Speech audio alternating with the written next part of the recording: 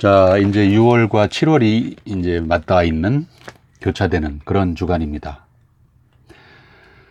이번 주 도덕 시간에는 교과서 106쪽 북한 이해 그리고 107쪽 소단원 1 북한을 어떻게 이해할 것인가. 자, 여기를 시작하겠습니다. 앞에 보이는 사진은 아마 북한 하늘이겠죠. 철조망 너머에 있는 언젠가 자유왕래가 돼서 우리가 서로 편리하게 서로 이익을 찾고 전쟁의 위험을 벗어나고 같이 발전하는 그런 때가 오기를 바라면서 시작하는데, 이 사진은 예전 독일 사진입니다. 오른쪽이 소련, 미국, 프랑스, 영국 네 나라가, 영국 연합군이 독일을 분할 점령하는 그런 계획대로 이렇게 됐다가 나중에 이제 이념의 차이로 해서 소련이 차지하고 있던 이 영역이 동독이 되고 미, 영, 불 세 나라가 차지하고 있던 이 자본주의 세계, 여기가 이제 서독이 되는 그런 지도인데, 참 독일은 어떻게 보면은 행운이라고 할 수 있습니다.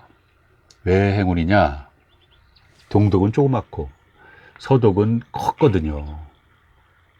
땅도 크고 인구도 많고 또 자유경제 체제로 경제도 발달하고 이렇게 되니까 발전하고 하니까 동독이 서독하고 싸울 수가 없었어요. 서독이 무진장 동독을 도와줬죠. 통일을 대비해서.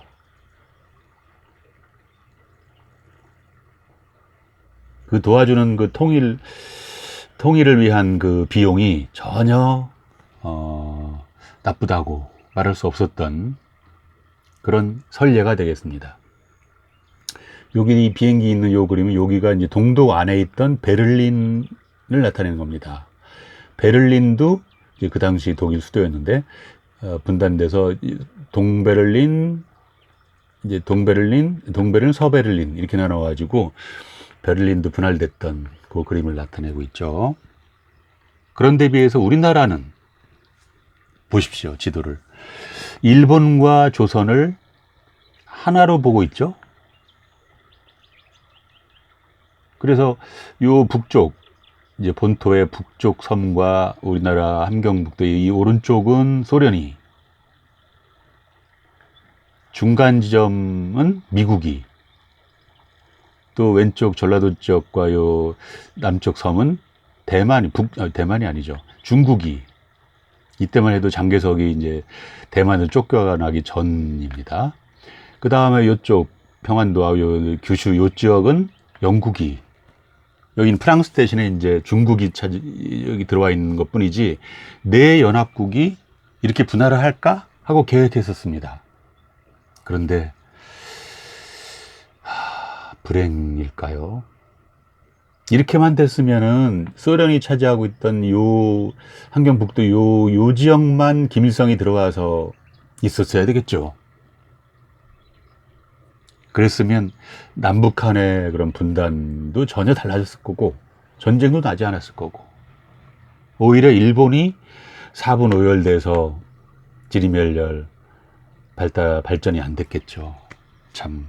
그런데 이제 미국의 그런 어떤 또 다른 생각 때문에 소련을 막고자 일본을 우리가 다 차지해야 되겠다. 대신에 조선을 분할하는데, 그 얘기는 좀 이따 하고, 그럼요. 히로시마 원폭이 터져버립니다. 1945년 8월 6일. 일본이 끝까지 버티니까 최초로 원폭을 쓴 거죠. 또 아직 항복을 안 하니까 3일 뒤에 2월 9일 날 나가사키에 또 한 방. 그러니까 15일 날 드디어 이제 항복을 하게 됩니다. 이때 이것은 내게는 기쁜 소식이라기보다는 하늘이 무너지는 듯한 일이었다. 이렇게 통탄한 분이 계십니다. 이게 누구겠습니까? 1. 백선엽. 요새 말이 좀 있는 백선엽. 2. 백범 김구. 3. 박정희. 4. 친일 외경 노덕술. 자, 하늘이 무너진 듯한 일본의 항복. 누가 이런 말을 했겠습니까? 저는 이렇게 생각합니다. 친일파와 또 우리 민족주의자 구분을 어떻게 하느냐. 8월 15일 날 외왕이 항복을 할 때 하늘이 무너지는 듯한 느낌을 받았던 사람들은 친일 매국노들이었을 거고, 이제 살았다, 이제 우리 살 길이 트였구나 하고 기뻐했던 사람들은 애국자들이었을 겁니다.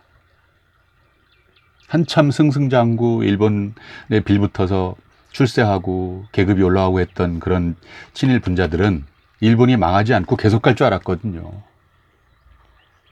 저기 서정주 그 시인도 내가 어떻게 알았어, 일본이 한 300년은 갈 줄 알았었지, 이렇게 변명을 하고 있는, 지금 돌아가셨지만.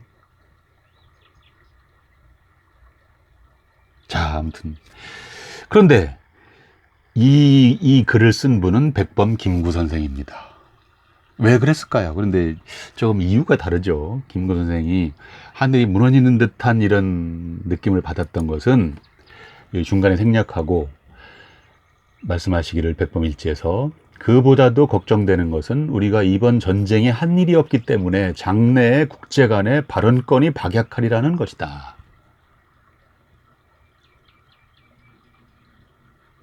이렇게 장래에 대한 걱정 때문에 일본의 항복을 아주 비극적으로 생각하셨습니다. 예측하신 거죠. 아니나 다를까? 이게 이제 한참 이제 연합군의 일원으로 조선에 진군해서 작전을 펼치기 전에 광복군 사진입니다. 그런데 좀 전에 봤듯이 원자폭탄 2방으로 일본이 항복을 해버렸죠. 그 좀 더 버티지. 참,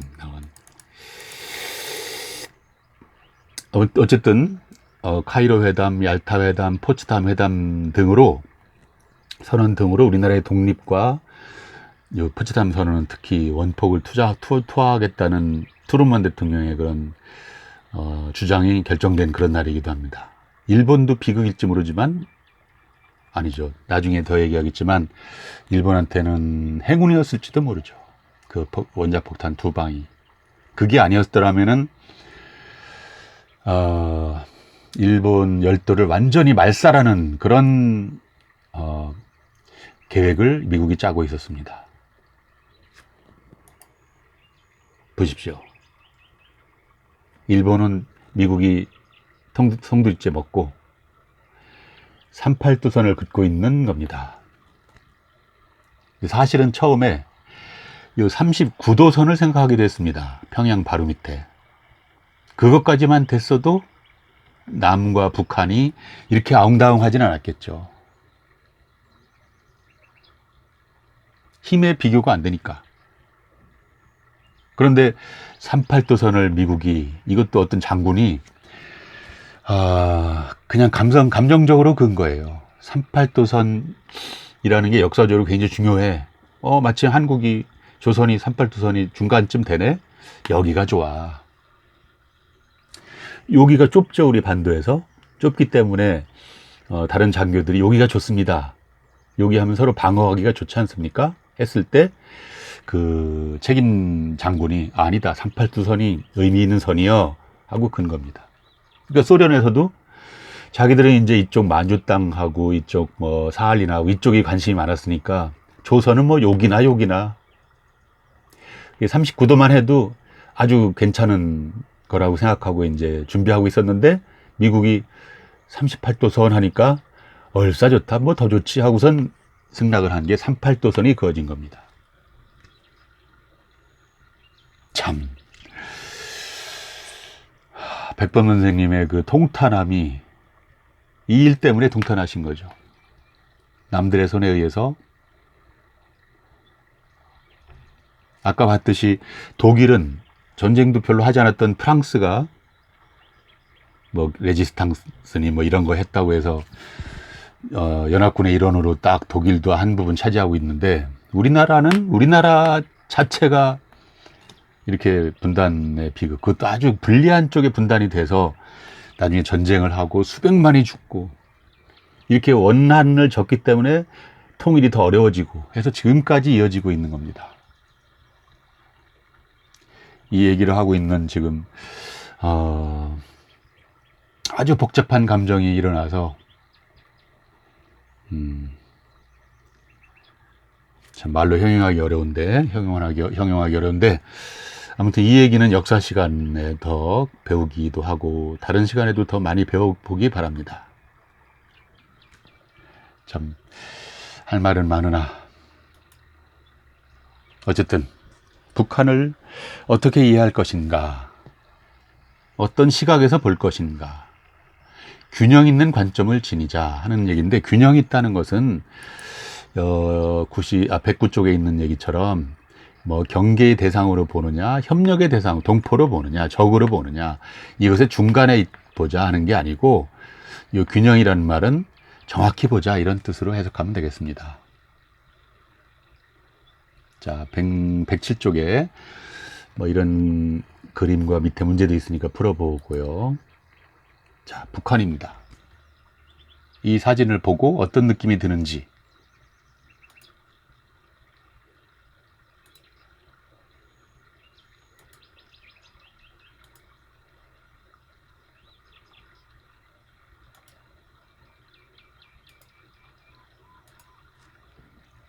자, 굉장히 호전적이고 무섭고 한 그런 풍경이라서 이제 북한이 적대시될 텐데, 사실은 이 사진은 우리나라 자주포, 저기 스웨덴에도 수출되고 있는 우리나라 대포의 모습입니다. 자주포라는 것은 이제 스스로 움직이는 대포를 말하죠. 탱크하고 약간 다른 개념입니다. 아주 최고의 성능을 자랑하는 우리나라 대포. 그 다음에 이것은 인도네시아에 아마 팔리기로 수출하기로 되어 있는 우리나라 잠수함입니다. 무섭지만 아무튼 자랑스럽기도 하죠. 우리나라도 무기 수출에 있어서는 세계적으로 열 몇 번째 됩니다. 액수를 치면 뭐 저기 미국이나 프랑스 이런 데 비하면 형편없지만 그래도 당당하게 이런 중무기도 수출하는 그런 나라입니다. 우리나라 탱크도 아주 우수한 성능을 로 이제 세계적으로 유명하고요. 자, 이렇게 이 사진만으로는 사실 이제 북한을 이해하기가 힘들죠. 요 사진은 김대중 대통령하고 김정일 위원장하고 만나는 그 시점에서 제가 다녔던 그 고등학교 학생들이, 제가 가르쳤던 그 학생들이 체육대회 때 가장 행렬하는 그런 모습이었습니다. 이때 분위기가 좋았죠, 남북 간에. 그리고 저도 그 다음 정권, 노무현 정권 때 평양이 아니죠. 여기 그 금강산 옥류관에 가서 3박 4일 여행하면서 선생님들하고 냉면도 마시고 금강산 등산도 하고 온천도 하고 이랬던 기억이 납니다. 마침 이 옥류관 지배인인데 저랑 어떻게 얘기가 돼가지고 같이 사진도 찍고 참 이런 때도 있었습니다. 그 다음에 이제 금강산, 뭐 개성 이런 데 다 이제 관광이 끊기고 개성 그 공단도 철수되고 참 이런 정권도 있었고, 지금 다시 그걸 이으려고 하는데 미국의 간섭도 있고 우리나라 힘도 부족하고 참 어려움이 많습니다. 자, 여기 근데 북한을 어떻게 이해할 것이냐 하는 것은 두 가지로 이해해야 될 것 같습니다. 하나는 북한에 대한 시각이 뭐냐, 관점이 뭐냐는 것을 얘기하기도 하고, 또 하나는 어떻게라는 뜻을 어떤 방법으로 북한을 이해할 것이냐 이렇게도 볼 수 있습니다. 북한을 어떻게 이해할 것인가, 방법론적으로 보면 첫째, 이렇게도 이걸 통해서도 북한을 이해할 수 있고, 이온죽이라는 서울대 교수는 소설을 통해서 북한을 연구하는 사람이기도 하죠. 또 북한 정부의 각종 법령, 정책들, 또 북한의 옛날 이제 서류인데 지금 공개되는 문서들, 그 다음 북에서 온 사람들, 증언, 북을 이해할 수 있죠. 그리고 직접 북한을 방문해서 이제 기록한 것들, 또 우리나라의 어떤 언론, 신문, 방송, SNS, 유튜브, 요즘 유튜브가 아주 한창인데, 자, 어떻게라는 것이 중요한 이유는 어떻게를 잘 택해서 봐야 정확한 지식을 얻을 수 있다는 겁니다. 혹시라도 가짜가 있다면 오히려 모르는 것보다 더 위험한 상황이 되죠. 적을 알고 나를 알면 백전불태, 100번 전쟁해도 불태, 위태롭지 않다, 지지 않는다는 뜻하고 같습니다. 이런 손자의 말씀도 있듯이 우리가 북한을 적으로 본다 하더라도 북한을 제대로 알아야 되지 않겠습니까?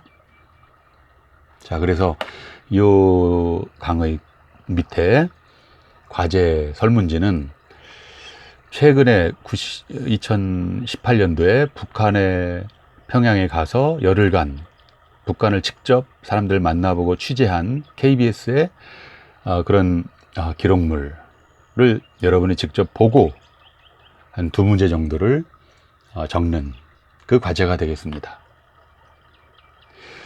이제 시간 관계상 그 하나밖에 못 보여주지만 여러분들은 지금부터, 오늘부터 북한에 대한 여러 그 정보들을 제대로 객관적으로 보기 위한 노력을 해서 북한을 적으로 볼지 친구로 볼지 어느 한쪽으로만 또 보는 것도 한계가 있겠죠.